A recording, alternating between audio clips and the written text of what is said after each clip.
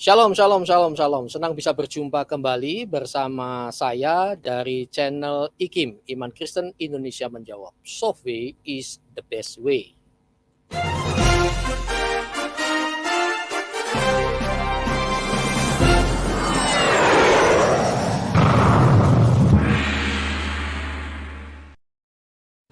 Dan hari ini saudara saya akan menyampaikan satu berita yang cukup meresahkan dan menyedihkan hati saya. Dan tatkala saya melihat video dari lapangan langsung itu serius saudara, saya sampai meneteskan air mata. Sekalipun yang dipersekusi ini tidak seiman dengan saya. Karena apa? Ini saudara dalam kemanusiaan. Karena itu hari ini saya akan bincang-bincang dengan seorang ustadz, seorang mubalik dari Sintang, Kalimantan Barat, di mana saya pernah tinggal di sana. Bersama ASKRI, Asosiasi Kristuber Indonesia. Dan saat ini dalam program ASKRI News, katakan ya di atas ya, tidak di atas tidak.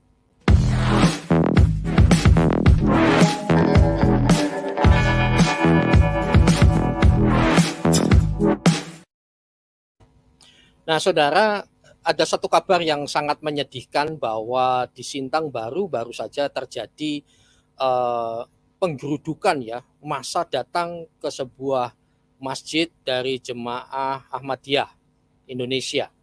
Dan hari ini kita akan membahas lagi-lagi main hakim sendiri. Massa geruduk jemaah Ahmadiyah di Sintang, Kalimantan Barat. Bangunan dirusak, masjid dirusak. Kalau dibakar saya kok belum lihat buktinya, nanti kita akan konfirmasi secara langsung ya. Ini berita 3 September dari Tempo. Bangunan dibakar dan sungguh mengerikan saudara. Apa yang terjadi? Mari kita lihat terlebih dahulu. Memang sisi lain ketika saya nonton videonya ini, ya saya penuh protes rasanya, tetapi ya kita tidak bisa berbuat apa-apa, hanya berharap semoga nanti ke depan tidak seperti ini. Yang pertama, mari kita lihat yang satu ini, saudara. Sorry.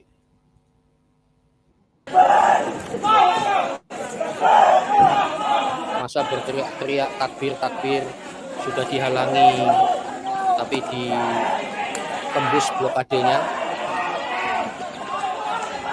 Mulai beringas, saudara.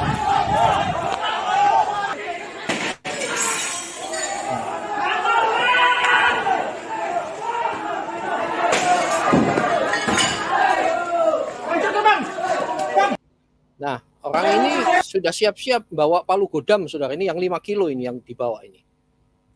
Berarti memang sudah seperti dipersiapkan ya. Bawa palu mendatangi masjid.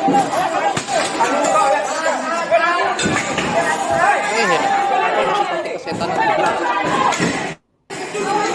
Dan sementara masjid ini sangat NKRI saya rasa, karena ada bendera di sana dicabut, dirusak.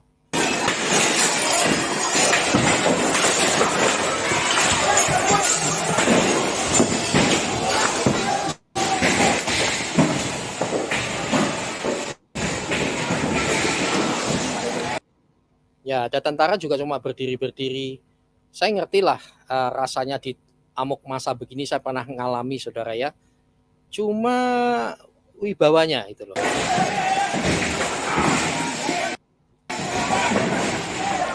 Nah, sementara polisi jalan sepertinya santai. Saya ngerti juga itu betapa tertekannya ya aparat waktu itu. Cuma kembali lagi soal wibawanya. Wibawa dan otoritas keamanan ini sangat disayangkan bagi saya.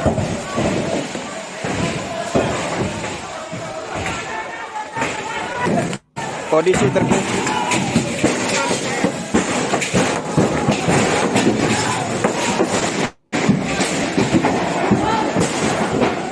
Nah ini polisi datang santai bawa pentungan kayak nggak bisa apa-apa begitu. Kenapa ini sering terjadi begitu ya?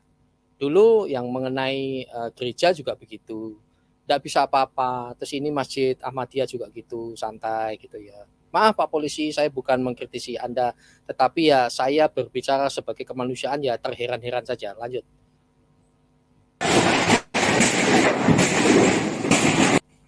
Malah ada yang cuma foto-foto. Ini aparat ini, saudara ya. Mestinya dia teriak-teriak, stop, jangan demi kemanusiaan, harusnya begitu.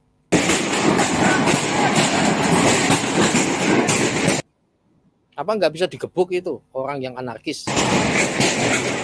Nanti kena HAM gitu ya.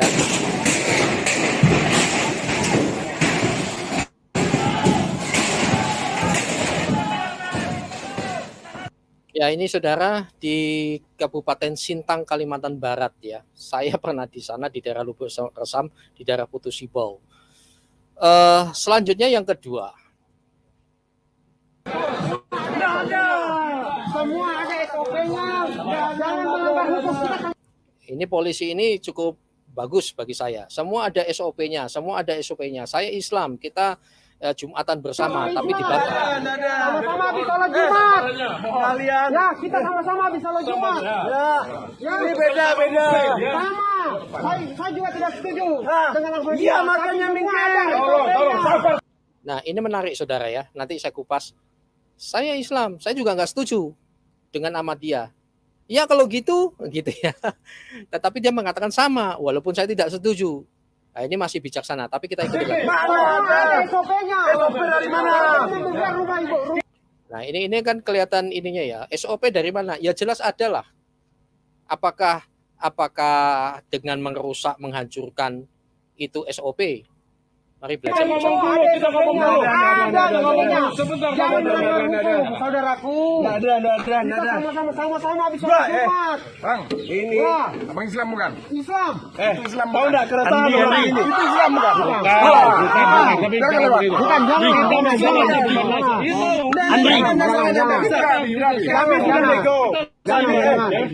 Jangan ada SOP-nya kalau mau dibongkar itu nanti akan ada mekanismenya. Barang daftar sekali. Jangan. Islam. Sama-sama kita sholat Jumat. Kamera penjagaan kalian tidak ada bawa pada gini. Nah, ini yang menarik ini saudara. Kamu Islam atau bukan? Islam. Ini beda nggak? Beda. Pertanyaan saya, apakah kalau beda itu harus dihancurkan? Loh, ini kita ada di negara mana? Bahkan Ahmadiyah dulu di Jawa Barat ya, waduh sampai dihilangkan nyawa dan seterusnya. Mari kita bicara secara kemanusiaan sekali lagi. Nah, tapi dalam waktu singkat ya syukur alhamdulillah ya, saat ini Menteri Agama kecam perusakan rumah ibadah di Sintang. Menak minta aparat tindak tegas. Ya masih mending. Ya puji Tuhan ya, ada tindakan seperti ini. Cuma saya harap di lapangan ini loh Pak, di lapangan ini harus tegas benar. Di Tempo juga seperti itu ya. Kalau ini tadi saya ambil di kemenak.go.id. Nah di Tempo juga mengatakan begitu, Menteri Agama Yakut Kolil Kumas mengecam perusakan tempat ibadah jemaat Ahmadiyah di Kabupaten Sintang, Kalimantan Barat. Lah cuma ini saya terima kasih ada sahabat dari Singapura yang memberikan artikel ini tentang kenapa Ahmadiyah dianggap bukan Islam, fakta dan kontroversinya. Saudara, saya jelaskan bahwa hari ini Askri News tidak masuk kepada ranah doktrinnya, sama sekali tidak. Tapi lebih kepada sila kelima, keadilan sosial bagi seluruh rakyat Indonesia dan kemanusiaan yang adil dan beradab. Oke. Nah, beda dengan wakil presiden kita yang adalah ketua MUI Ma'ruf Amin memaparkan bahwa ajaran Ahmadiyah sudah menyimpang dari ajaran Islam yang sebenarnya. Ya, tetapi di luar itu yang jelas tindakan anarkis itu tidak bisa dibenarkan. Dan luar biasa perkembangannya Ahmadiyah kalau saudara baca di bbc.com ya tentang Indonesia ini luar biasa. Ini kupasan yang sangat-sangat objektif ya. Nah di sini dikatakan jemaah Ahmadiyah menjalankan rukun iman dan rukun Islam sama dengan Islam arus utama, sama. Saya melihat kok perbedaan bagi saya, perbedaan yang harusnya tidak perlu sampai berbuat anarkis seperti itu. Nah, itu bisa menimbulkan pertanyaan itu tindakan anarkis itu oknum atau ajaran. Ya. Oke, indikatornya jemaah Ahmadiyah telah melaksanakan rukun iman dan rukun Islam secara sempurna. Artinya sama ya dengan arus utama.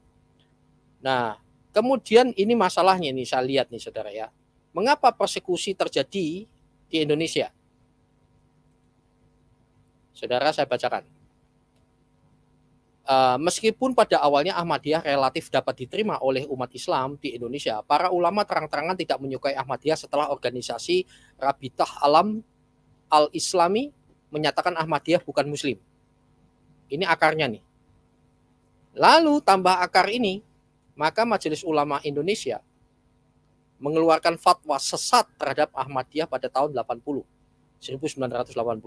Yang kemudian diperkuat dengan fatwa lagi pada tahun 2005 yang berisi bahwa Ahmadiyah merupakan aliran sesat, menyesatkan dan sudah keluar dari Islam.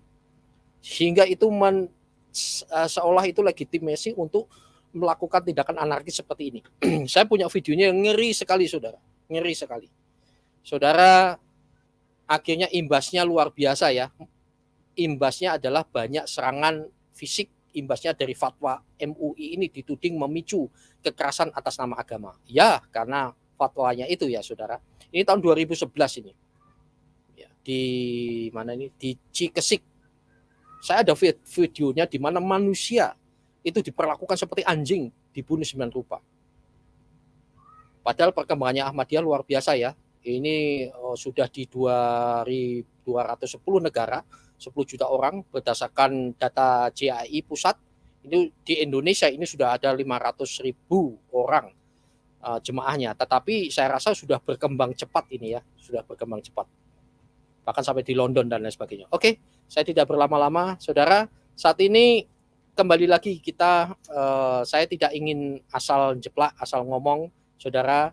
Telah hadir sahabat saya langsung dari lokasi di sana, yaitu Pak Ustadz Anom di Sintang. Assalamualaikum Pak Anom. Waalaikumsalam warahmatullahi wabarakatuh. Selamat pagi menjelang siang. Salam, shalom. Shalom Pak. Pak, di Sintang itu, waduh, bilang Sintang rasanya kita langsung jauh di mata dekat di hati Pak. Saya pernah mabuk gara-gara durian Pak di sana. Oh ya, betul. Kami baru selesai musim durian ini. Aduh ya, saya di masuk lagi Pak di Putusibo di sana. Kemudian ada Pak Darisman Broto. Salam kenal. Assalamualaikum Pak. Waalaikumsalam. Waalaikumsalam Pak. Ya. Baik. Sehat selalu Pak. Alhamdulillah sehat. Pak, sehat-sehat. Puji Tuhan. Nah, ini sahabat saya yang memperkenalkan kedua beliau ini, Pak Enos Justin. Suaranya hilang Pak. Suaranya belum. Ya. Itu mic-nya dikunyah atau suaranya? Oke, perbaiki dulu deh. Jangan dikunyah tuh mic-nya, Pak.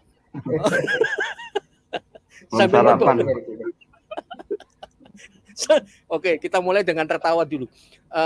Kemudian sambil Pak Enos di Singapura memperbaiki mic-nya, Pak Martis, ini seorang lawyer Pak ya, penasihat hukum kita, Pak Martin Lukas Simanjuta.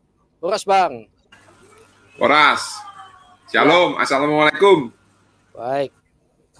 Oke, saya langsung ini ya, kita ngobrol saja Pak Anom dan Pak Anom di Sintang dan Pak Darisman Broto.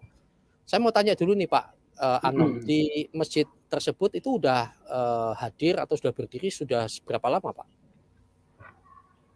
Ya, dulu di tahun 2005 ya, 2005 kami juga pernah mengalami masalah yang sama sebenarnya di tempat yang sama. Hanya bukan yang pertama kali ya Pak ini ya berarti ya? Bukan yang pertama kali, hanya beda gang mungkin gitu. Dulu kalau di sini namanya jalur ya, sebutannya jalur. Kalau di Jawa mungkin sebut gang gitu ya. Dulu pernah di jalur 5 itu juga terjadi masjid kami dirobohkan gitu. Kemudian kami pindah ke jalur 9. Nah, kejadiannya sekarang ada di jalur 9. Kami di sana sudah cukup lama sih Bu, membangun bangunan itu mulai dari 2007 ya, atau 2006 akhir lah itu. 2006 tidak pernah ada masalah. Kemudian di 2020 karena masjid kami yang lama itu ukurannya kecil dan dari papan. Karena dari 2007 sampai 2021 sekarang ini atau 2020 kemarin waktu kami mulai membangun, karena proses membangun 1 tahun 2020 sampai 2021 itu sudah sempit, kemudian sudah lapuk kayu-kayunya, maka kami berpikir dan ditambah lagi lokasi masjid yang lama itu ada di tanah milik jamaah begitu. Kemudian kami sudah punya tanah milik, kalau tadi kan tanah milik salah satu anggota jamaah kami. Ya. Nah, kami sekarang sudah punya tanah yang milik bersama begitu. Maka dengan kondisi tadi yang sudah sempit, sudah lapuk dan bukan di tanah jamaah, kami pindahkan ke situ dengan nama masjid yang sama yaitu Miftahul Huda. Masjid itu pun sudah tercatat di kecamatan masjid itu. Artinya sudah diakui oleh pemerintah desa begitu ya. Nah, ketika proses itu terjadilah di tahun 2020 itu penolakan-penolakan dari beberapa orang-orang Muslim itu yang memang mungkin bisa dikatakan membenci Ahmadiyah gitu. Namun dari itu tidak semua umat Muslim, tidak, hanya beberapa tokohnya saja yang memang dia tidak mau membuka diri gitu, tidak mau membuka wawasan kebangsaan dan lain sebagainya. Kalau Muslim yang lain bahkan sekitar tercatat itu 20 orang lebih ikut bersama membangun masjid itu. Yang sekarang masjid itu rusak ya, dijebol, yang tadi disaksikan videonya itu ada 20 Muslim yang bukan Ahmadiyah itu ikut membantu. Nah, dengan masyarakat di sekitar itu yang non Muslim, kami sangat membaur. Biasa kami misalnya 3 bulan sekali mendata siapa di sana yang sedang terdampak sakit ya, untuk dibantu dari segi kemanusiaannya, tidak mengenal agama, tidak mengenal suku seperti itu. Dan masyarakat yang non Muslim, jadi di tempat kami itu kan sebenarnya Islam itu minoritas. Islam itu yang besar itu adalah Katolik dengan Protestan. Jika keduanya digabung lebih besar lagi di sana gitu. Betul. Itu yang ada di desa saja, belum yang di kalau skupnya secara Kabupaten Sintang. Nah, itu hampir sama seperti itu dari segi jumlah penduduknya. Namun seperti itu mereka tidak tahu ya, mungkin dalam kacamata negara kan kalau orang sudah berpandangan radikal ya kelakuannya seperti kita lihat yang ada di video tadi seperti itu. Dan ini luar biasa ini Pak, maaf Pak Notoni ya. CAI ini pernah mendapatkan piagam penghargaan Museum Rekor Muri Indonesia loh. Jangan-jangan Bapak nggak tahu ya. Ini ya luar biasa. Ya, karena donor kornea mata dari para pengikutnya. Waduh, luar biasa ya kemanusiaannya juga ya. Oke Pak, pertanyaan saya selanjutnya mungkin juga nanti ke Pak Dariman Broto ya. Darisman ya. Apakah selama ini ada masalah gesekan-gesekan dengan masyarakat sekitar Pak? Dan yang penyerbu ini kalau Bapak tahu apakah masyarakat sekitar atau orang luar? Saya pertanyaannya. Iya Pak Anom, lalu nanti silakan diperkuat dengan Pak Darisman. Oh iya. Sebenarnya ini permasalahannya kompleks ya. Karena tadi yang mulai dari desa tadi, mereka yang tidak menyenangi itu sudah berusaha itu melakukan upaya-upaya untuk penghentian di tingkat kecamatan, misalnya ke kepolisian, ke polsek, kemudian ke kepala desanya, kepala desa yang lama, karena sudah berganti kepala desanya. Itu mereka gagal di situ. Kemudian mereka minta bantuan ke umat Muslim yang ada di kabupaten. Kebetulan umat Muslim yang ada di kabupaten yang mereka minta bantuan itu, mereka awalnya minta ke bantuan ke Pemuda Persatuan Orang Melayu atau biasa disingkat POM. Nah, di situ ya. Kemudian di situlah dari POM itu berusaha melakukan tindakan dan menggalang persatuan-persatuan ormas-ormas yang lain. Mungkin ada sekitar belasan ormas di dalamnya tergabung dalam satu aliansi namanya Aliansi Umat Islam Sintang. Dan memang jauh sebelumnya itu di Sintang memang sudah ada tim, namanya tim pengkonter Ahmadiyah. Bersama dengan itu kemudian mereka lah, aliansi inilah yang membantu umat Muslim yang ada di desa, namanya Desa Balegana, Jalur 9 itu, tempat Masjid Ahmadiyah, namanya Masjid Miftahul Huda. Aliansi ini yang dari Sintang ini kemudian yang mengambil alih dalam pergerakannya. Maka mereka mengatakan bahwa kami ini aliansi hanya membantu umat muslim yang ada di desa setempat itu untuk menangani Ahmadiyah. Jadi masanya dari sana. Jadi ada upaya-upaya penggalangan massa yang lebih besar. Dan massa yang ada di kota kabupaten ini pun minta bantuan juga ke massa yang lebih besar se-Kalimantan Barat. Makanya yang dari Pontianak itu datang, yang dari Sekadau, dari Sanggau, dari kabupaten-kabupaten yang lain itu datang. Jaraknya bahkan 500 kilo itu ada perwakilannya yang datang. Gitu. Ya, oke. Baik, Pak Darisman, ada tambahan Pak Darisman? Bagaimana? Iya Pak, jadi kalau kita melihat secara nasional Pak ya, itu para intoleran itu sebenarnya tidak banyak juga gitu ya. Katakanlah dari sekian ratus masjid Ahmadiyah yang tersebar di berbagai provinsi itu ya ternyata ya aman-aman saja. Nah, memang ada juga terjadi di kantong-kantong intoleran ya, seperti di Depok itu ya masjid kami masih keadaan disegel oleh pemerintah setempat gitu. Nah, karena aparatnya tegas ya tidak terjadi kerusakan. Jadi kalau kita secara keseluruhan sebenarnya masyarakat kita ini banyaknya yang toleran. Nah, itu perlu pembinaan masyarakat-masyarakat yang intoleran seperti ini. Itu sementara, Pak. Ya. Oke, pembinaannya mulai dari mana, Pak? Menurut usulan Bapak? Yang paling ya dari tokoh-tokoh agama, Pak. Dari tokoh-tokoh agama mereka itu intinya kan pemicunya sebenarnya tokoh-tokoh agama. Ya, kalau saya lihat dari kronologi dari BBC tadi ya, sejak ada pernyataan itu dianggap sesat, terutama MUI ya, fatwanya itu ya 2 kali sejak saat itu tampaknya. Ya. Ya, betul. Oke. Selanjutnya pertanyaan saya adalah yang lebih di Pak Anom ya. Bagaimana kalau Bapak melihat aparatnya, apakah bertindak cukup cepat atau apa? Kalau dari video tadi ya saya agak gemes-gemes sedikit gitu, Pak. Ya, saya mendapatkan informasi dari Polda gitu. Katanya saya kan posisi ada di Sintang, dengan tempat kejadian itu sekitar 30 kiloan.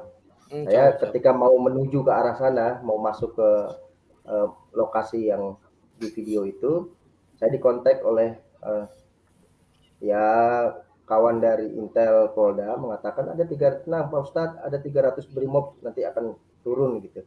Insya Allah semuanya aman, masjid akan aman, tidak akan terjadi apa-apa gitu. Oh, saya terima kasih sekali saya ucapkan gitu.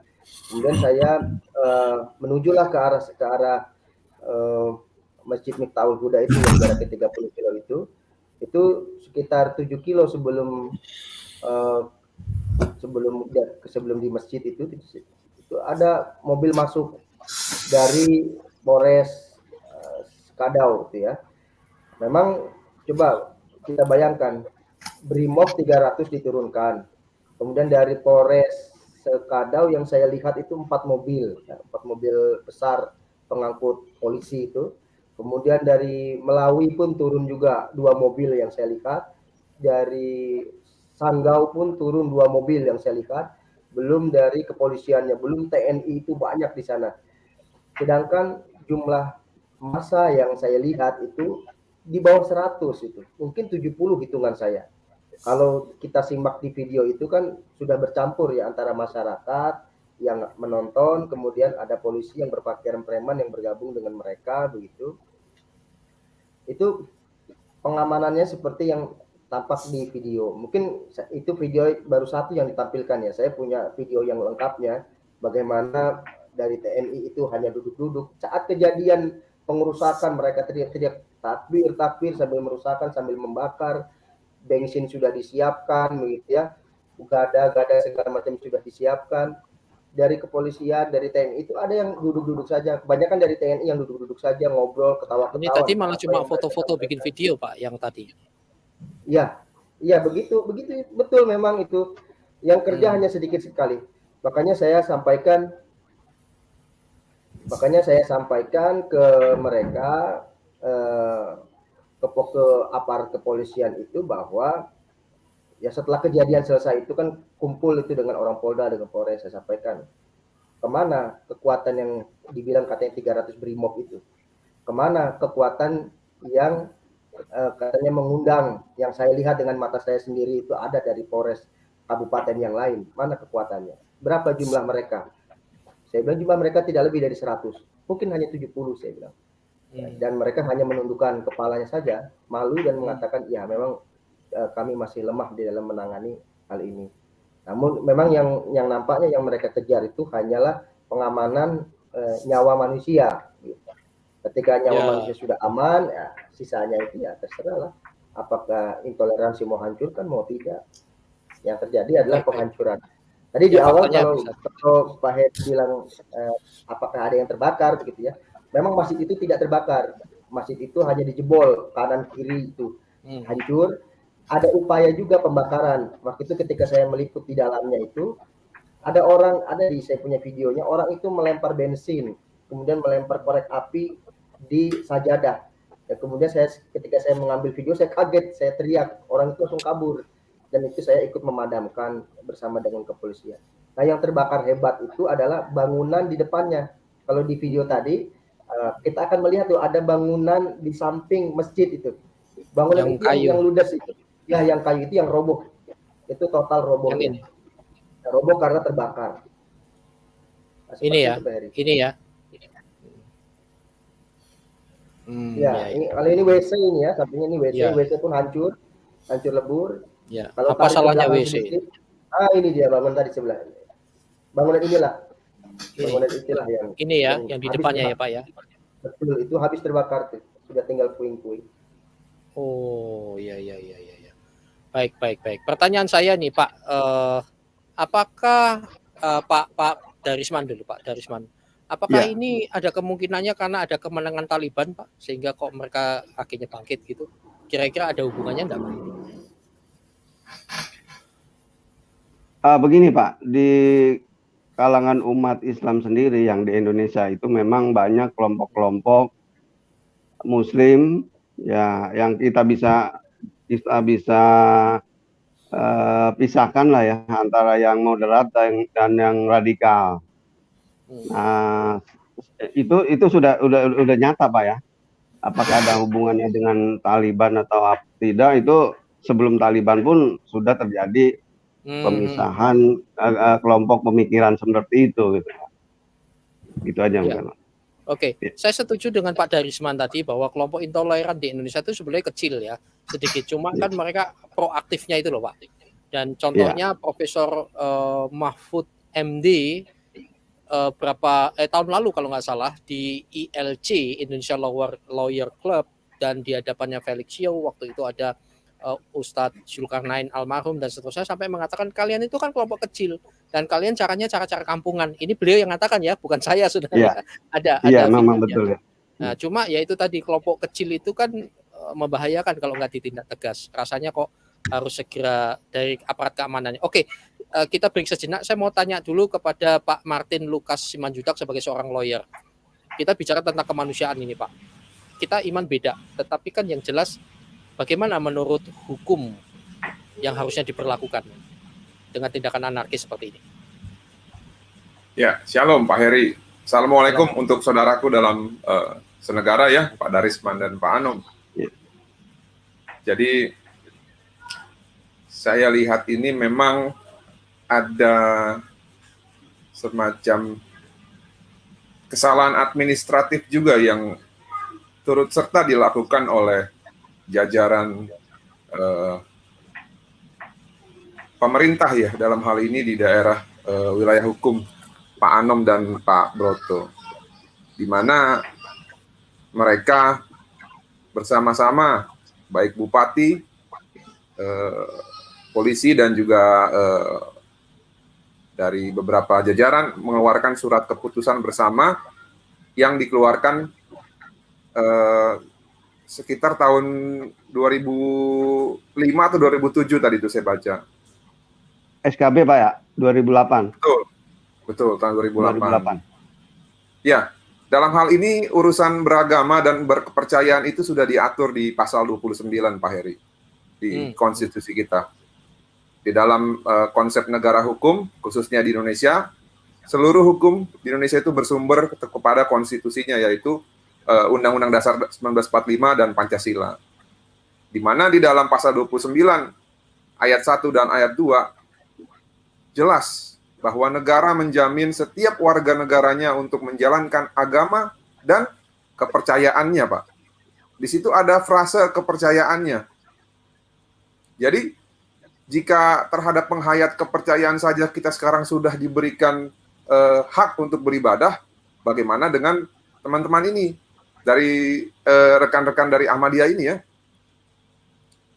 Dan sebenarnya teman-teman ini juga sudah menempuh jalur hukum, Pak Heri. Saya lihat bahwa di tahun 2018 mereka menggugat ke PT UN dan akhirnya PT UN mengabulkan gugatan mereka dan membatalkan SKB 2 menteri yang di tahun 2008.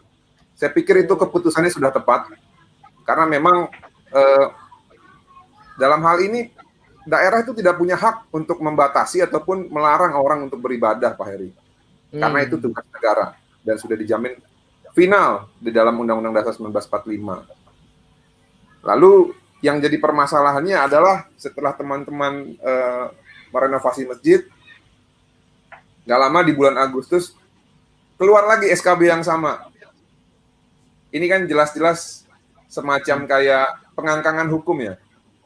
Harusnya kalau sudah tahu sudah pernah kalah dan melihat bahwa esensi dari putusan itu memang sudah pas, harusnya tidak perlu digugat lagi. Dan kalau memang ini ada permasalahan sosial, diselesaikan secara sosial, jangan melalui jalur yang menggunakan kekuatan di mana itu terjadi diizinkan oleh pemerintahan. Karena pemerintah daerah selaku perpanjangan tangan dari negara ya, dari pusat, itu harusnya mengayomi setiap warga-warganya, bukan justru melakukan keberpihakan kepada salah satu pihak. Saya sempat ingat dulu Pak Anom ya dan Pak Darisman.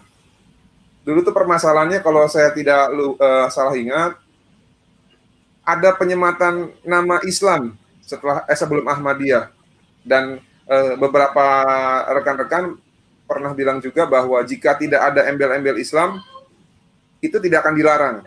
Nah, yang saya mau tanya Pak, apakah di dalam masjidnya Ahmadiyah itu ada tulisan Masjid Islam Ahmadiyah atau hanya Ahmadiyah saja, Pak? Tidak, Pak. Jadi setiap masjid kami namakan ya sesuai dengan masjid-masjid pada umumnya. Tadi Nama misalnya Masjid jamaahnya ya, Pak? Al-Hidayah, ya Masjid Mahmud, Masjid Nasir, nah itu. Jadi seperti umumnya di luarnya tidak ada embel-embel Masjid Ahmadiyah, itu tidak ada. Ya. Oke. Dan saya pikir kan ini kan hanya untuk internal Bapak sendiri kan, untuk beribadah kan sesuai kepercayaan Bapak kan, dan teman-teman di sana ya. Jadi memang menurut hemat saya harusnya tidak perlu ada pelarangan, biarlah orang mempercayai dan beribadah sesuai kepercayaannya yang mana sudah dijamin oleh konstitusi kita. Mari Pak, kita bergandengan tangan Pak. Saya juga yakin bahwa ke depan Indonesia akan lebih baik lagi nantinya. Ya. Saat-saat ini ya kita harus berjuang Pak. Oke. Salam Pak dari Jakarta. Terima kasih. Siap, salam Pancasila. Pak Anom, saya dapat info Bapak sudah cukup sibuk. Mungkin bagian akhir silakan, karena setelah ini ada mau pertemuan ya Pak ya. Mungkin ada mau disampaikan Pak Anom untuk Indonesia ini. Maaf, bukan Pak Anom, maksudnya Pak Darisman. Oh Pak Anom. Iya. sorry. Maaf, saya ini ada yang ganggu saya nih. Itu yang ketawa duluan. Oke Pak, kelanjutannya itu tadi Pak. Langsung saya borong pertanyaannya untuk Bapak ya. Tadi apa yang Bapak harapkan untuk Indonesia ini? Oh ya sebenarnya saya minta maaf mungkin tidak bisa bergabung sampai selesai karena memang dari pagi banyak sekali yang urusan yang harus saya selesaikan mengenai masalah ini. Ya harapan saya sebenarnya ya untuk terutama untuk Kabupaten Sintang yang saya cintai, yang dimana sekarang saya sedang berada. Dalam pandangan saya, Sintang ini kan seharusnya menjadi contoh kemajemukan ya, karena Islam di sini pun minoritas. Yang paling besar adalah dari Katolik dengan Protestan. Ya. Harapan saya itu kepada pemerintah pusat terutama, bibit-bibit radikalisme itu sudah mulai tumbuh dengan sangat baik di Kabupaten Sintang. Saya alhamdulillah sudah 11 tahun di Kabupaten Sintang. Bibit-bibit radikalisme itu seperti ini sudah mulai berkembang dengan cukup pesat. Saya tidak mungkin bisa menyampaikan secara terbuka di depan publik ya, mana-mana saja yang timbul seperti itu. Nah, ini mudah-mudahan pemerintah pusat bisa melihat dan bisa mengatasi hal-hal seperti ini. Dan juga mudah-mudahan pemerintah Kabupaten Sintang itu mendapatkan penguat ya dari kejadian-kejadian seperti ini. Sebenarnya mereka ini sudah sangat bagus ya, sudah sangat baik, karena permintaan mereka itu 3 untuk Ahmadiyah dari aliansi itu. Masjidnya diratakan dengan tanah, segala aktivitas kegiatannya itu ditiadakan, dan jika masih ada orang-orang Ahmadiyah di Sintang itu harap dipulangkan katanya. Mungkin pemerintah kabupaten ya dengan berat hati saya melihat ketika memasang stiker pelarangan pun dari Kesbangpol itu sangat berat hati saya lihat Pak Gusti itu. Bahkan saya dengar kabarnya beliau itu 2 hari tidak nyenyak tidur itu karena menempel stiker pelarangan penggunaan rumah ibadah itu. Nah, pemerintah kabupaten juga sudah cukup baik tidak mengakomodir semua permintaan mereka. Namun kita ini semua dalam satu anak bangsa harus saling menguatkan. Kalau kita melihat misalnya pemerintah Kabupaten Sintang yang sekarang pemerintahnya sedang menghadapi perkara seperti ini, kita semua anak bangsa itu harus turut memberikan sumbangsihnya, memberikan semangatnya kepada pemerintah daerah Sintang untuk jangan takut terhadap persoalan radikal. Kalian ini tidak sendirian. Kita ini semua satu bangsa gitu. Tadi seperti dari Abang mengatakan kita harus saling bergandengan tangan begitu. Dan begitu juga dari aparat kepolisiannya pun di Sintang yang menurut saya masih cukup lemah begitu dalam penanganan terhadap radikal. Bahkan orang Mabes mengatakan memang belum ada penekanan dari kepolisian terhadap mereka begitu, terhadap orang-orang yang melakukan tindakan radikal. Ya, kita harapan saya semuanya di seluruh bangsa Indonesia ini memainkan peran lah yang hebat di dalam media, berperan juga yang hebat di dalam masalah-masalah perpolitikan, membantu pemerintah Sintang untuk bisa menghadapi. Pak, satu pertanyaan lagi Pak Anom. Maaf Pak Anom. Bagaimana respon Dewan Adat Sintang terkait dengan perusakan Masjid Ahmadiyah di Sintang itu Pak? Dan keadaan keluarga-keluarga jemaat Ahmadiyah bagaimana saat ini Pak? Terutama ibu-ibu, anak-anak. Ya. Untuk Dewan Adat di Sintang, memang adat di Sintang ini berbeda dengan seperti di Papua ya. Kalau di Papua kan dari suku kesukuan itu bisa ikut langsung terjun. Mana yang dikira ini dia tidak bersalah bisa langsung dibela. Namun kalau di adat di Kalimantan ini, suku Dayak ini tidak bisa mencampuri. Yang pertama, jika sudah ada turun tangan dari pemerintah kabupaten, misalnya kepolisian di situ sudah turun segala macam, sudah diambil alih, maka dari DAD-nya mereka tidak bisa. Yang kedua, jika itu persoalan agama, ya, terutama yang kalau DAD kan Dayak itu identik dengan agamanya itu ya kalau tidak Katolik Protestan gitu. Kalau di agama Islam mereka sama sekali tidak bisa ikut campur ke ranah situ. Gitu. Cuman mereka memang janjikan kepada kami yang ada di lokasi kejadian bahwa jika ada perusakan, DAD itu bisa turun, bisa ikut andil lah di dalamnya. Namun memang setelah kejadian kemarin, kami juga belum berkoordinasi banyak terhadap bagaimana langkah DAD ke depannya. Untuk Baik. anggota kami, alhamdulillah, walaupun kami juga tentu mengalami traumatik, saya lihat beberapa anggota karena menyaksikan langsung kejadian itu.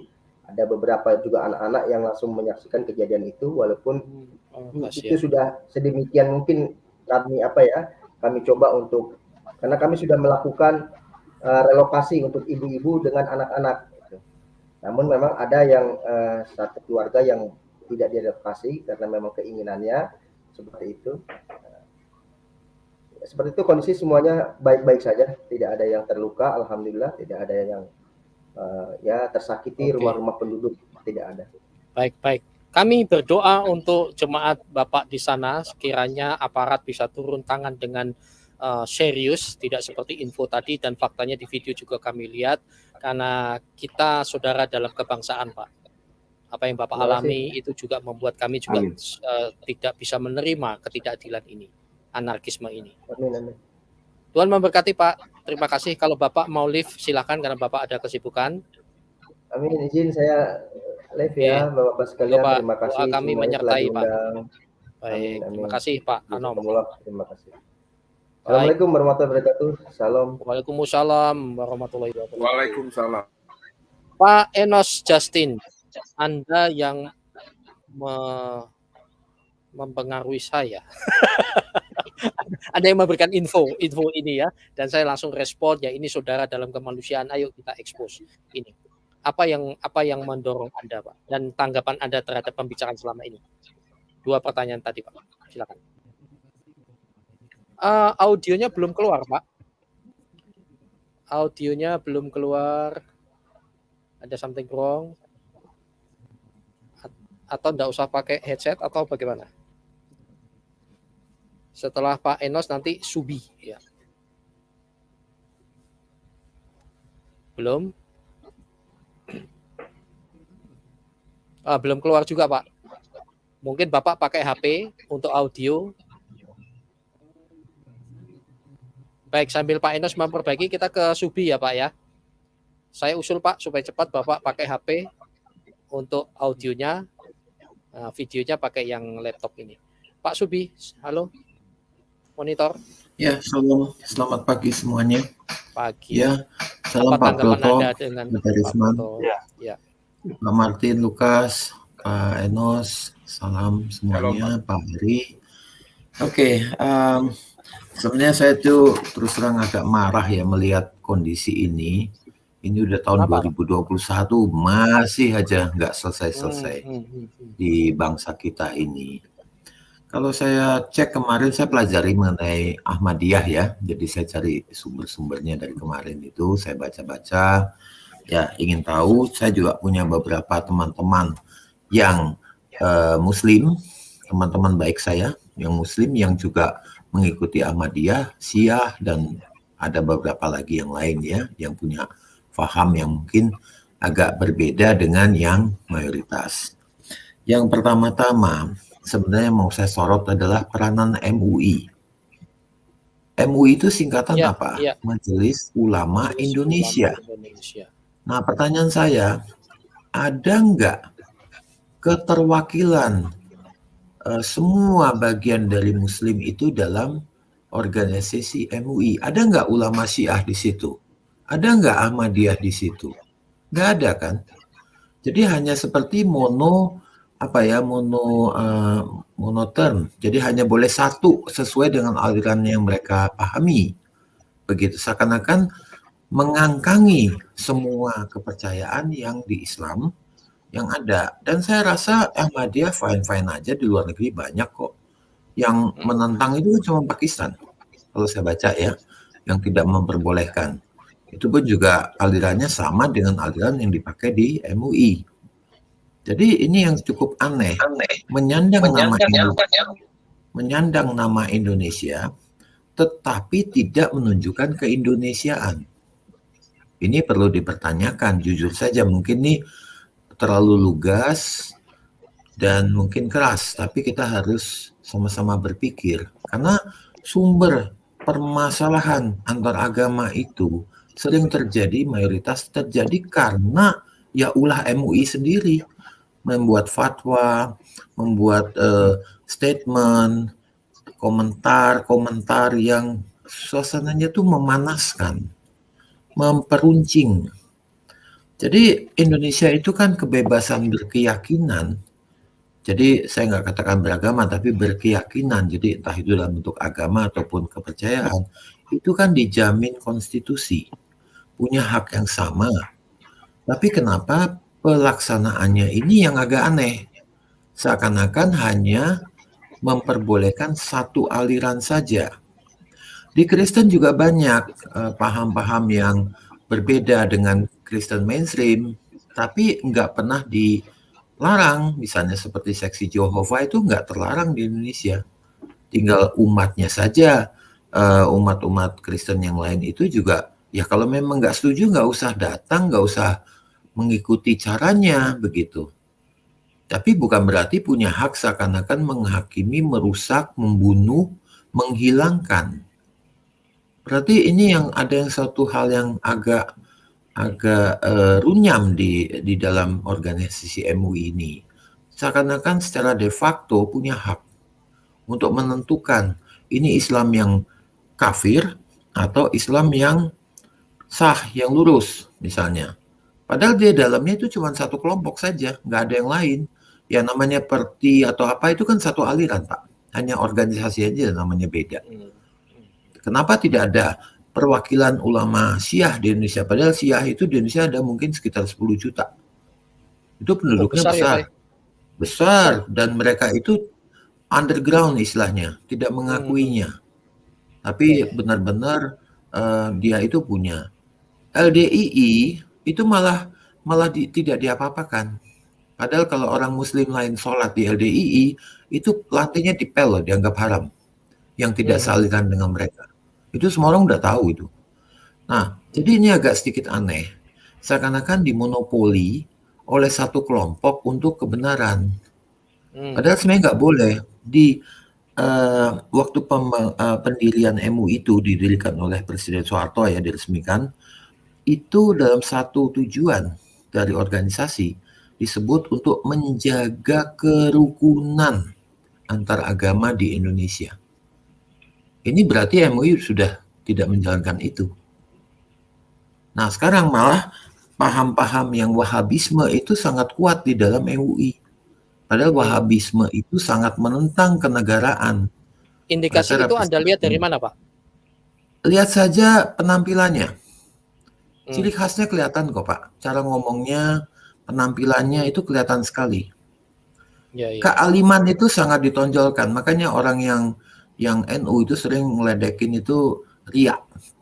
Jadi ingin tampil beda begitu. Tapi ya itu kelihatan sekali dari suara-suara yang timbul, komentar-komentar itu sangat kental Wahabismenya. Sangat kental. Gitu. Justru malah kelihatan dari penyerang tadi itu segolongan. Perhatikan penampilannya. Kelihatan sekali. Karena bagi kaum itu benar-benar halal darahnya yang tidak seperti mereka ikuti. Itu sah, toh lihat itu. Itu ciri mana, Pak? Apa ada orang NU seperti itu? Nggak ada, Pak. Nggak ada. Itu Wahabi. Itu kelihatan sekali cara berpakaian, cara berdandan. Itu pasti seperti itu adalah paham-paham Wahabi yang mengkafir-kafirkan semuanya yang di luar kelompok mereka. Mohon maaf ya Pak, ini kalau saya berbicara sedikit ke dalam Islam begitu, tapi dari pengamatan saya dalam rangka keindonesiaan ya. Kemudian jadi kita ini juga agak jadi perpecahan yang terjadi di Indonesia itu jujur saya katakan ya salah satu sumbernya adalah MUI. Mohon maaf, ini fakta. Karena fatwa-fatwa yang dikeluarkan, komentar-komentar yang dikeluarkan, statement-statement yang dikeluarkan itu sangat kental. Istilahnya seakan-akan hanya boleh ada agama Islam aliran mereka di Indonesia. Itu jelas sekali kelihatan. Coba saja dengar kata-katanya dari dari Tengku Sul almarhum. Kita bisa jelas melihat komen-komen dia. Kenapa MUI tidak sedikit pun menyinggung kalau saya boleh katakan, kesuuan dari Habib Rizik. Kenapa MUI tidak berani menyinggung sedikit pun? Apakah setuju atau memang merupakan bagian dari itu? Jadi kita tuh zaman internet kan semua sudah terbuka. Saya mencari bukunya Mirza Ghulam di internet juga bisa dapat dengan mudah kok. Bisa saya baca, tidak ada yang tersembunyi sekarang. Betul nggak Pak Basri, Pak Broto? Ya kan, zaman sekarang itu sangat mudah begitu. Ya. Kita bisa menelaah, kita bisa belajar, kita bisa tahu untuk memahami sehingga kita bisa lebih menghargai. Begitu. Tapi mereka masih ingin, ya kasarnya, panggung kekuasaan ini mereka ingin kangkangi, ingin pertahankan. Karena banyak manfaat di situ. Nah sekarang mengenai perusakan tempat ibadah itu kan bukannya dialami gereja. Masjid Ahmadiyah, Masjid Syiah juga mengalaminya. Ya itu juga penghambatan atau pelarangan, penyegelan itu pertanyaan saya yang melakukan perusakan sebenarnya itu sudah sangat pantas dikenai pasal penistaan agama. Karena masjid adalah simbol dari suatu agama. Jadi sama saja menghina suatu simbol keagamaan. Itu ada pasalnya di 165, 165A. Mungkin ahli hukum pasti bisa melihat itu. Mata rantainya. Bukan selama ini seperti hanya dikenai pasal perusakan. Atau pasal pembuatan tidak menyenangkan. Atau pasal membuat keributan. Itu perda yang dilanggar. Makanya hukumannya 1-3 bulan. Coba saja kita lihat kasusnya yang di Tanjung Balai, Meliana. Yang membakar gereja, membakar wihara di sana, itu hanya dihukum 3 bulanan. Itu sangat tidak adil. Dan juga harusnya negara itu mewakili korban bisa mengajukan gugatan perdata pada perusak untuk melakukan ganti rugi. Harusnya begitu. Jadi kalau kita lihat kalau prinsip keadilan, ya kita harus sama-sama adil, bukan hanya berat sebelah. Kita nggak ngomong akidah di sini, tapi kita ngomong dalam kerangka kebangsaan.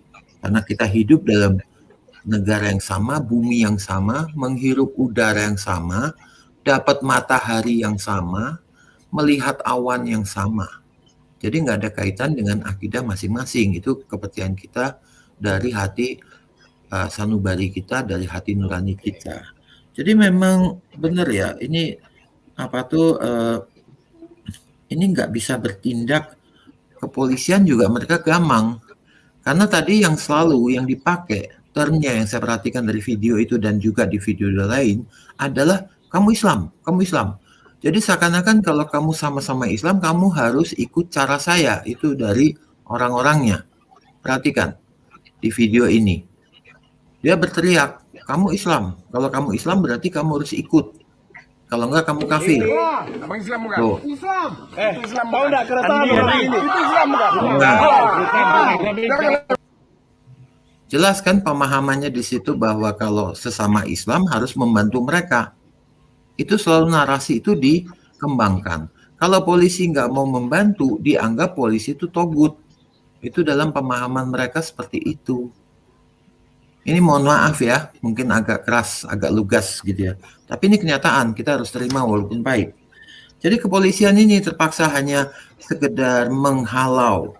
Ini sama aja seperti menghalau tikus kembali ke sarangnya, mereka beranak pinak dan mereka besok akan datang lagi.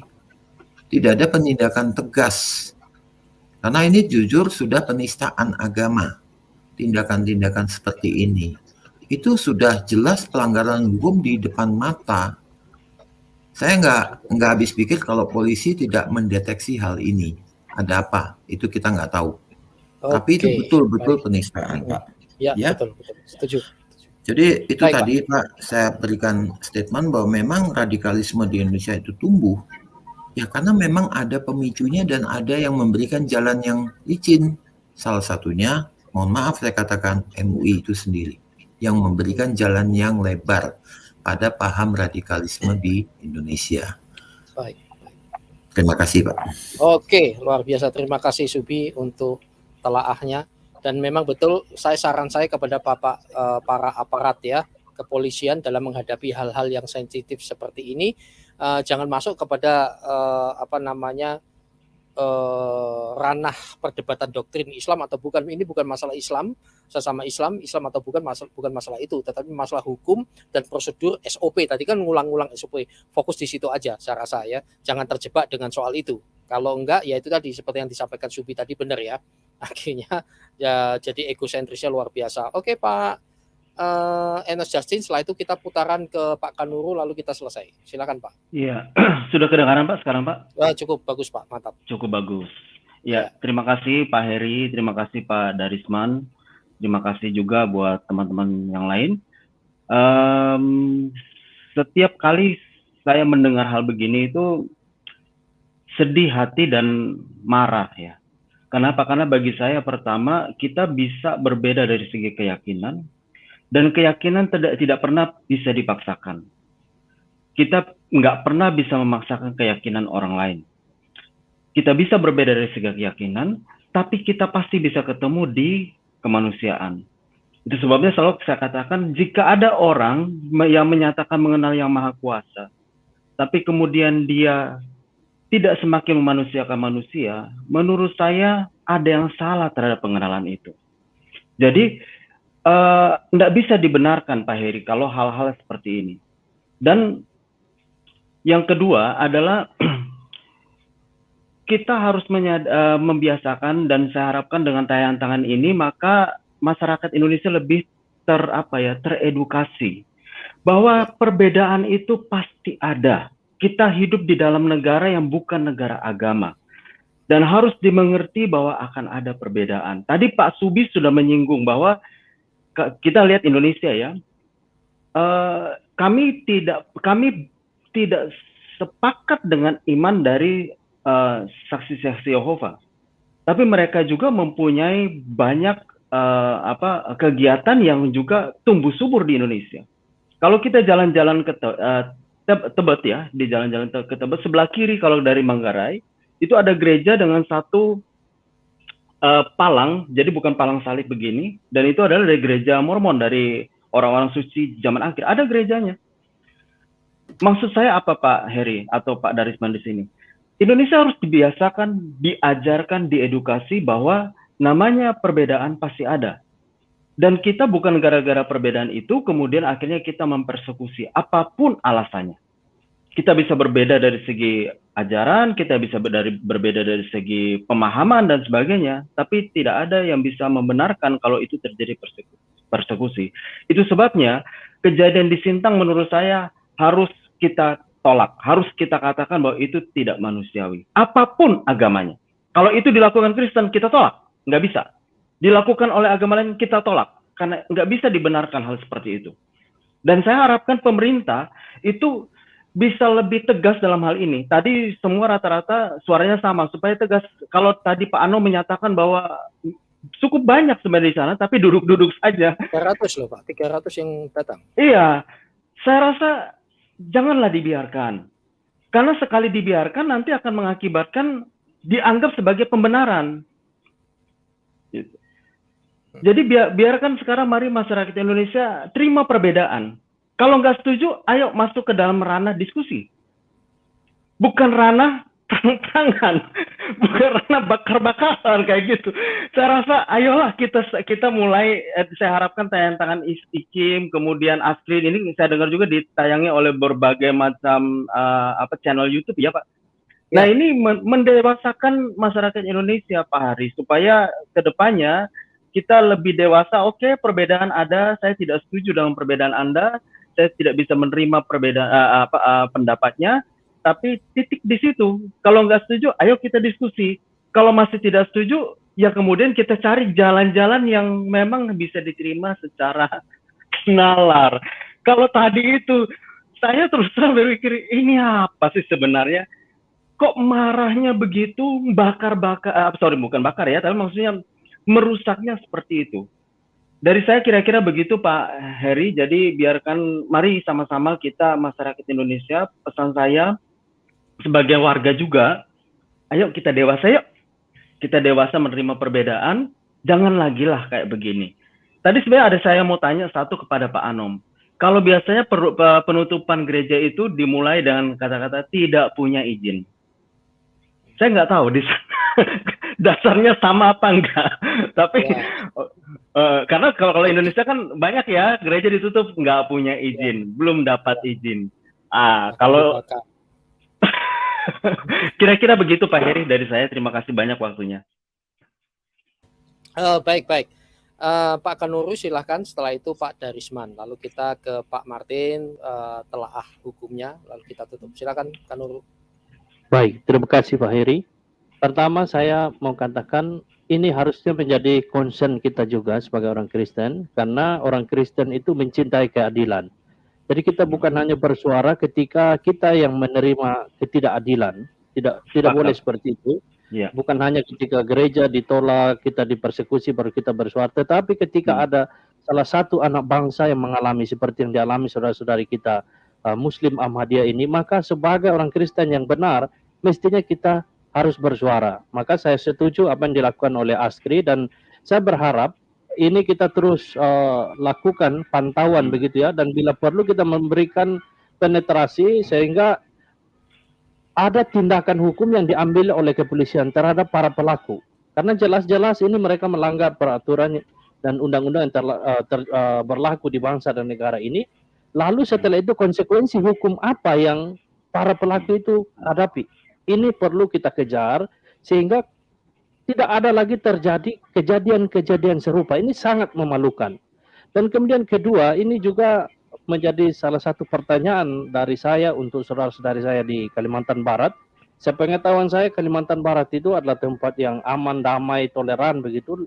Lah ini kok sekarang bisa ada kelompok intoleran di Kalimantan Barat. Nah, saya berharap saudara-saudari umat Kristiani yang ada di sana bisa melihat kita tidak boleh berdiam ketika tidak ada keadilan bagi sesama anak bangsa kita. Kita harus berdiri bersama dengan mereka yang tidak menerima keadilan. Nah, itu yang harus kita lakukan. Gereja-gereja harusnya melihat hal itu. Sehingga kedepannya hal seperti ini tidak makin berkembang. Atau kelompok-kelompok ini tidak kembali lagi berulah di kemudian hari. Bisa saja suatu waktu mereka menyasar kelompok yang lain. Tidak tertutup kemungkinan.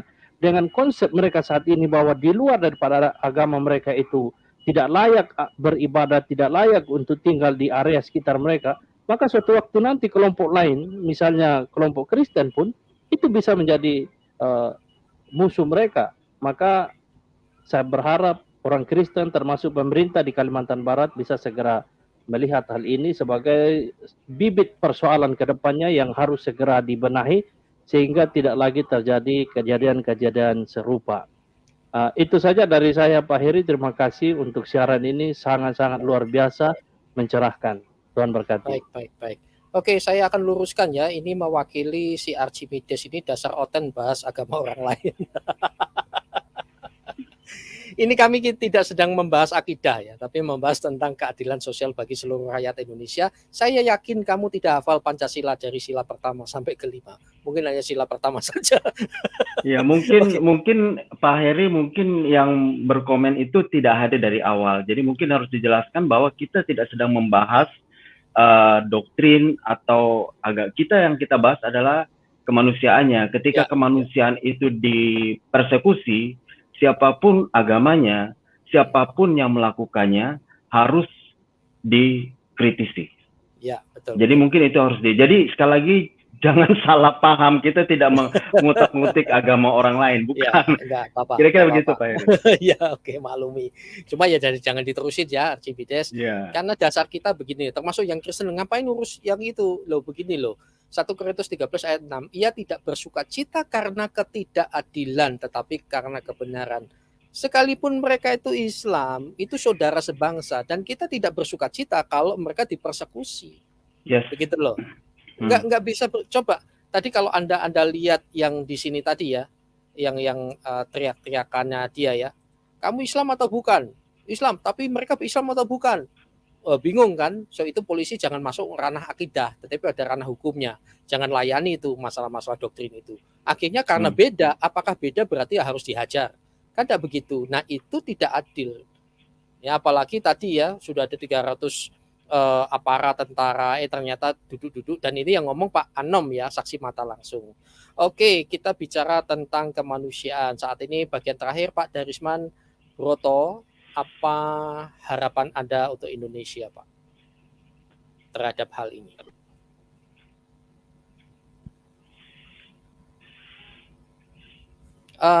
Mic-nya Pak belum di-unmute Pak. Ya, monggo Pak.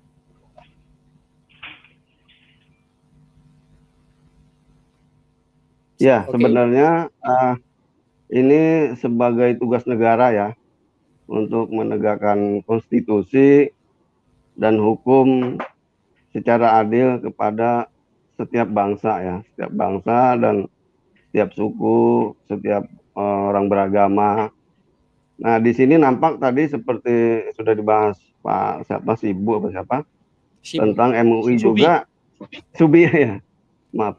Jadi MUI juga kedudukannya dalam negara itu tidak jelas, ataukah dia lembaga negara ataukah ormas sejajar dengan MUI, dengan Muhammadiyah, dengan Ahmadiyah dan Syiah. Nah, ini tidak jelas. Terkadang fatwa-fatwa MUI itu menjadi rekomendasi kebijakan negara. Nah, ini yang perlu juga dievaluasi. Benar kata Bapak tadi, bahwasannya tindakan-tindakan intoleran ini mesti ada tindakan tegas secara hukum gitu. Dan ini juga bukan kali pertama kan, di Lombok, di Mataram itu, kemudian di Banten. Nah, itu bukan lagi kasus pertama yang di Sintang ini. Dan seperti di Lombok itu tidak pernah ada pelaku yang diajukan ke pengadilan. Nah, ini menjadi presiden buruk nanti ke depannya jika tidak di Sintang ini tidak ada penegakan hukum. Jadi negara tidak boleh kalah. Nah, itu kalimat SBY ya, yang dulu pernah kita ingat ya. Negara tidak boleh kalah dengan kelompok-kelompok intoleran semacam itu. Dan itu sudah diketahui ya, sudah kita lihat seperti keputusan Pak Presiden dengan pembubaran FPI, HTI. Nah, itu secara hukum beliau sudah benar. Nah, tinggal bagaimana aparat-aparat di bawah yang melaksanakan di lapangan gitu. Dan kita berharap juga kepada Bapak Presiden dan jajarannya itu bisa mengevaluasi kembali ya keputusan-keputusan, kebijakan-kebijakan negara yang tidak sesuai konstitusi dan bahkan bertentangan dengan Undang-Undang 45. Seperti tadi SKB 3 Menteri, kemudian pelarangan ibadah kepada kelompok agama seperti gereja Yasmin. Nah, itu juga kan kita lihat sendiri sudah keputusan Mahkamah Agung, tapi tidak bisa mendirikan gerejanya sesuai dengan keinginan mereka. Nah, itu saja mungkin pesan dari saya untuk baik, terima kasih Pak acara ini. Pak Darisman, terima kasih. Saat ini Pak Martin Lukas Simanjuntak, bagian akhir Pak, silakan. Ya, sekali lagi ya Pak Darisman Broto dan Pak Anom, saya dari Jakarta mengucapkan turut prihatin atas apa yang menimpa rekan-rekan sebangsa dan setanah air kami yang terjadi di Sintang. Seperti yang saya sampaikan sebelumnya bahwa dalam hierarki perundang-undangan di Indonesia ini, konstitusi kita dan Pancasila adalah yang tertinggi. Jadi tidak bisa atas dasar sesuatu hal yang sudah diatur oleh konstitusi, yaitu mempraktekkan agama dan juga kepercayaan dijamin oleh negara, lalu tiba-tiba dianggap salah oleh keputusan bersama melalui jajaran pemerintah kabupaten. Itu tidak benar. Dan negara melalui Pengadilan Tata Usaha Negara di Sintang sudah memberikan keputusan hukum yang tepat dalam hal membatalkan SKB tersebut. Walaupun akhirnya ada pengabaian dan pengangkangan hukum yang dilakukan kembali di bulan Agustus tahun 2021. Jadi saya sarankan untuk pemerintah kabupaten harus lebih lagi mempelajari dasar-dasar negara kita ini agar ke depan tidak perlulah pemerintah ikut campur dalam menghakimi atau menyalahkan suatu kepercayaan. Sesungguhnya hanya Tuhanlah yang tahu siapa yang benar atau yang salah di dunia ini dalam beriman. Kami juga di dalam internal kami memiliki saudara-saudara juga yang memiliki tafsir lain terhadap pengimanan terhadap ketuhanan. Namun kami meresponnya itu dengan bijak, tidak dengan menggebuk.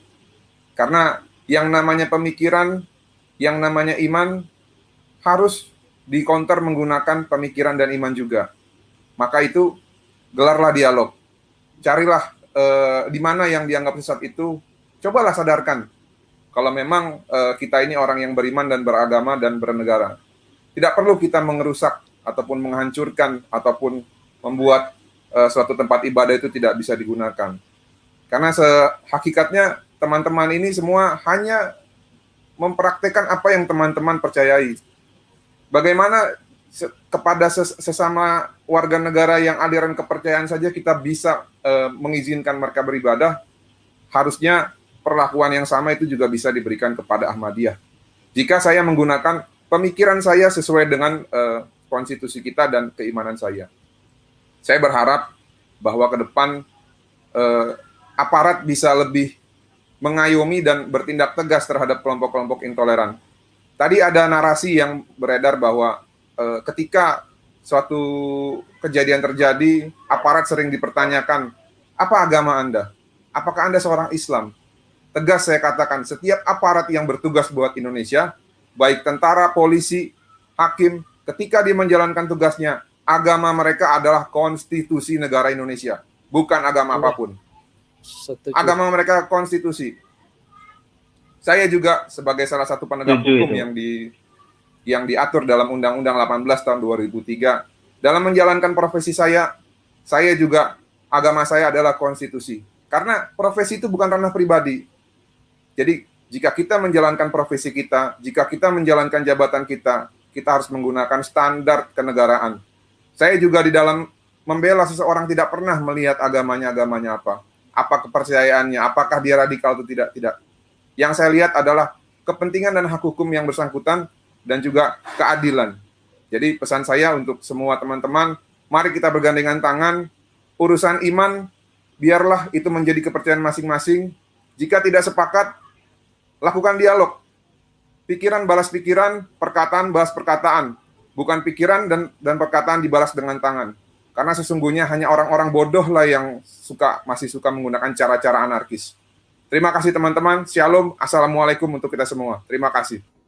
Saudara, seperti halnya firman Tuhan ya, Yeremia 29 ayat 7, usahakanlah kesejahteraan kota kemana kamu aku buang, bukan dibuang seperti barang rongsokan. Bahasa aslinya, kemana engkau aku tempatkan, dan berdoalah untuk kota itu kepada Tuhan, sebab kesejahteraannya adalah kesejahteraanmu. Terima kasih untuk kesemuanya, saudara, dan tiba saatnya secara singkat mari kita berdoa. Tuhan Yesus, terima kasih Engkau baik. Hamba berdoa untuk jemaah Ahmadiyah di Sintang, Kalimantan Barat yang mengalami persekusi. Kami minta kasih karunia-Mu menolong aparat Tuhan supaya bertindak sesuai hukum. Kami berdoa secara khusus untuk Pak Anom yang tentu banyak tekanan supaya jemaat, ibu-ibu, anak-anak sana tetap terselamatkan, tertolong. Dan kami minta biarlah siaran ini menjadi contoh bahwa kami mengasihi bangsa ini. Kami saudara dalam kebangsaan. Untuk Pak Broto juga kami minta kasih karunia-Mu melawat dan Engkau bawa damai sejahtera-Mu dan juga keluarganya semuanya ada dalam damai sejahtera. Dalam nama Bapa, Putra, dan Roh Kudus, dalam nama Yesus, haleluya, amin. Saudara, terima kasih untuk kebersamaannya. Saya dari IKIM Iman Kristen Indonesia menjawab, Sophie is the best way.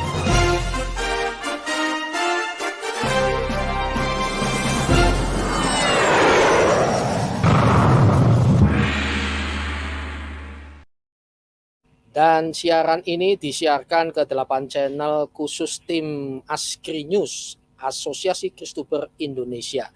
Di situ ada Kanuru, Eker Saugo, ada Pavel 88, Perianto Samasi, Uti Watimena, Jaya Inspirasi, dan Ikim. Dan luar biasa untuk semuanya, Askri News, katakan ya di atas ya, tidak di atas tidak.